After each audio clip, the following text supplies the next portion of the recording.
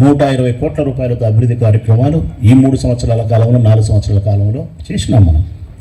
గోపవరం పంచాయతీ కానీ, కొత్తపల్లి పంచాయతీ కానీ, సోమవారపురం పంచాయతీ కానీ సస్యశ్యామలం చేయగలిగినాం. ఈరోజు కొత్తపల్లి పంచాయతీలో ప్రకాష్ నగర్ అయితే 5.5 కోటితో కంప్లీట్ అయిపోయింది అనుకుంటారమ్మా, దాదాపుగా అయిపోయింది. 5.5 కోటితో దక్షుడు యజ్ఞం తలపెట్టినట్టు తలపెట్టినాం. ఇడిచిపెట్టలే నేనైతే దాన్ని. అసలు నా ఇంట్లో కుటుంబ విషయాలు కూడా అంత కేర్ తీసుకోలే నేను. అది పూర్తి చేయాల్సిందని చెప్పి డబ్బులు ఉండినా లేకపోయినా ఫండ్స్తో సంబంధం లేకుండా సొంత లెక్కలు పెట్టేదానికి సిద్ధపడి 5.5 కోట్ల రూపాయల కోసం వివిధ రకాల ఫండ్స్ తెచ్చి మొత్తం 13 రోడ్లు, 13 కాలువలు, మెయిన్ రోడ్లు వేసినాం. ఆటో నగర్ను గాలికి వదిలేస్తే ఈరోజు మనం 1 కోటి రూపాయలు పెట్టి మన సొంత డబ్బు పెట్టి 2 పెద్ద రోడ్లు, కిలోమీటర్ చొప్పున రోడ్లు వేయగలిగినాం. గోపవరం పంచాయతీకి మనం మేలు చేయగలిగినాం. పార్కులు కట్టగలిగినాం. ప్రాథమిక ఆరోగ్య కేంద్రాలు కట్టగలిగినాం. ఇవన్నీ మాకు ఓటు వేస్తారన్నా అని చెప్పి మనం ఒక రీజన్ చూపిస్తూ ఉన్నాం. మంచి మార్కెట్ కడుతున్నాం, వైఎస్ఆర్ ఇంజనీరింగ్ కాలేజ్ కడుతున్నాం, పెన్నారవరి బ్రిడ్జి కడుతున్నాం, బస్టాండ్ కడతా ఉన్నాం, కాలువల ఆధునీకరణ చేస్తూ ఉన్నాం, పైప్ లైన్ మారుస్తూ ఉన్నాం. అన్నిటికీ మించి 150 కోట్ల రూపాయలు పెట్టి శ్రీశైలం నుంచి నీళ్లు తెచ్చి పొద్దుటూరు ప్రజల దాహార్తిని తీర్చినామన్నా. ఇది చాలన్నా మేము గట్టిగా వాళ్ళని ఓటు అడిగేదానికి. ఇవి కాక మా ఎమ్మెల్యే గారు కానీ మేము కానీ పేదరికం నుంచి వచ్చినాం కాబట్టి పస్తులుండి పెరిగిన వాళ్ళం అన్నా. మేము ఎర్రగడ్డ కారం పువ్వదిని పెరిగిన వాళ్ళము. పేదరికం మాకు తెలిసి ఎట్లుంటుందో. అందుకే మా దగ్గరికి ఏ పేదవాడి దగ్గరికి వచ్చినా కూడా మా దగ్గర ఉన్నదానికంటే మించిన దాతృత్వాన్ని ప్రదర్శించి కోట్ల రూపాయలకు పెళ్లిళ్లకు, పేరెంటాలకు, ఆకలికి, మరణానికి, చావుకు, ఒకటేమిటి దైనందిన జీవితంలో పేదవారికి ఎదురయ్యే ఆర్థిక కష్టాలలో ప్రతి చోట మేము ఉండగలిగినాం. కాబట్టి మేము ధైర్యంగా ప్రజలను ఓటు అడగలుగుతాం, చేస్తారు. అన్నిటికీ మించి మీకు మాకు భేదం ఒకటే నా తెలుగుదేశం పార్టీ నాయకులారా. మీరు 2019 నుంచి 24 వరకు మీరు ప్రజల్లోనే లేరన్నా. మీరు 2019 నుంచి 24 వరకు మీరు ప్రజల్లోనే లేరు. వరదరాజరెడ్డి అనే వ్యక్తి ప్రజల్లోనే లేరన్నా. మీరు కరోనా సమయంలో మీరు కనిపించలే.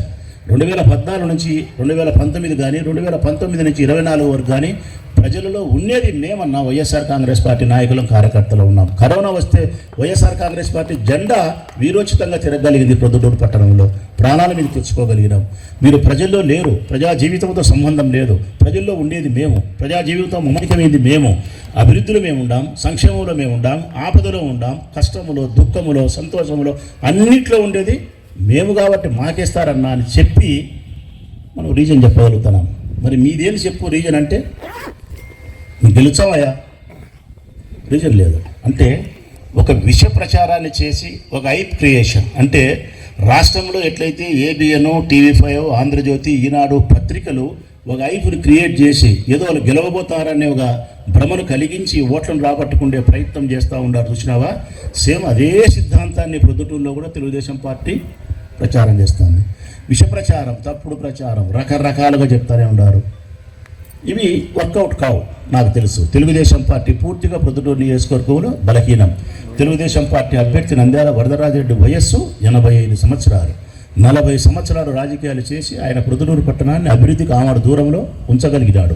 అభివృద్ధి నిరోధకుడుగా ఆయన నిష్క్రమించి మళ్ళా 2వ ఇన్నింగ్స్ హీరోయిన్గా నటన చేసిన అమ్మాయిలు, అందగత్తెలు అమ్మాయిలు మళ్ళీ అమ్మ పాత్రలోకి వచ్చారు. చూడు అట్లా వచ్చినాడు పెద్ద ఆయన. మళ్ళీ సెకండ్ ఇన్నింగ్స్ వచ్చినాడు. మళ్ళీ అమ్మ పాత్రలోకి వచ్చినట్టు వచ్చినాడు. ఈయన ఇప్పుడు కావాలా పదవి అంటాడు. ముస్లిం ఉప్పున తొలి సమర్థన ఇప్పుడు ఎందుకు అయ్యా నీకు పదవి అంటే, నాకు ఇప్పుడే కావాలా అంటున్నాడు. ఆయన. కాబట్టి తెలుగుదేశం పార్టీ అభ్యర్థి బలహీనం, 100% బలహీనం. మనం అడగడానికి ఓటు నైతికత ఉంది. తెలుగుదేశం పార్టీకి నైతికత లేదు. ఓటు మనం అడగడానికి 10 కాదు 100 కారణాలను, అభివృద్ధి పనులను చెప్పి మనం ఓటు అడగలుగుతాం. ఒక్క కారణం చెప్పి ఓటు అడగమని చెప్పి నెల అయింది మనం అడగబట్టి తెలుగుదేశం పార్టీని. ఒక్కటి చెప్పండి అంటాను నేను. జానడు స్థలం ఇచ్చింటే ప్రొద్దుటూరులో నామినేషన్ వేయను అంటానా. 2014, 19, 5 సంవత్సరాలు చంద్రబాబు నాయుడు ముఖ్యమంత్రిగా ఉన్నప్పుడు ఈ ఊర్లో ఏ ఒక్కరికైనా జానడు స్థలం ఇచ్చి లెక్కిచ్చి ఇల్లు కట్టించింటే నామినేషన్ వెయ్యము అని సవాలు విసురుతానా. సమాధానం రాలే. ఒక బిందె నీళ్ళు ఇచ్చింటే ఒక బిందె నామినేషన్ వెయ్యను అంటానా. వీళ్ళే నీళ్ళ సమస్య పరిష్కరించాలి. ఈ ప్రొద్దుటూరు నియోజకవర్గంలో ప్రభుత్వానికి సంబంధించిన పాఠశాలలో మన బిడ్డలు, మన మనవలు చదివే స్కూళ్లకు 1,00,000 చంద్రబాబు నాయుడు ప్రభుత్వంలో స్థానిక సంస్థలు కాకుండా చంద్రబాబు నాయుడు ప్రభుత్వం నుంచి 1,00,000 రూపాయలు డబ్బు ఇచ్చి ఒక బాత్రూమ్ కట్టింటే, పిల్లలు ఉత్సవేయడానికి బాత్రూమ్ కట్టింటే నామినేషన్ వేయను. సమాధానం లేదు. ఇవన్నీ మనం చెప్తున్నాం. 150 కోట్లతో నీళ్లు తెచ్చినామని చెప్తున్నాం. 56 కోట్ల రూపాయలతో స్కూళ్ళు బాగు చేసినామని చెప్తున్నాం. 24,000 మందికి ఇళ్ల పట్టాలు రిజిస్టర్ చేసినామని చెప్తున్నాం. అభివృద్ధి కార్యక్రమాలు ఎన్నో చెప్తున్నాం.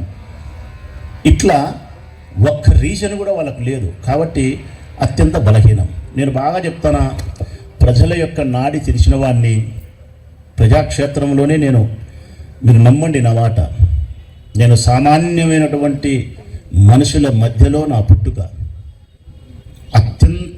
అత్యంత సహజమైన సామాన్య మనుషుల యొక్క జీవితాలతోనే నా జీవితం ముడిపడి ఉన్నది. నా పుట్టుక, నా బాల్యం, నా యవ్వనం, నా మధ్య వయస్సు, చివరికి నా వృద్ధాప్యం కూడా రాబోయేది అన్నీ ప్రజాక్షేత్రంలో అత్యంత సర్వసాధారణమైన మనుషుల మధ్యలోనే జరిగింది. కాబట్టి జనం యొక్క ఆకలి, వారి ఆత్మాభిమానం, వారి అవసరాలు అన్నీ నాకు స్పష్టంగా తెలుసు. ఈరోజు ప్రజలలో స్పష్టమైన అభిప్రాయం ఉంది. దాదాపుగా 60-70 సంవత్సరాలుగా స్వాతంత్రం వచ్చినప్పటి నుంచి ఇంత క్లారిటీగా ఏ పార్టీకి ఓటు వేయాలని ప్రజలలో ఇంత క్లారిటీగా మరెప్పుడు లేదు.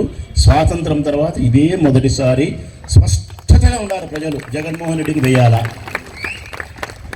మళ్ళీ సంక్షేమ పథకాలు మాకు ఇట్నే రావాలా, మా పిల్లల విద్య ఇట్నే బాగుపడాలా, స్త్రీల యొక్క ఆర్థిక స్వావలంబన ఇట్నే ఉండాలా, స్త్రీలకు ఇదే గౌరవమే దక్కాలా, మా కుటుంబాలు ఈ విధంగా ఉండాలి అంటే మేము తప్పనిసరిగా ఫ్యాను గుర్తుకు ఓటు వేయాలని చెప్పి క్లారిటీగా ఉన్నారు.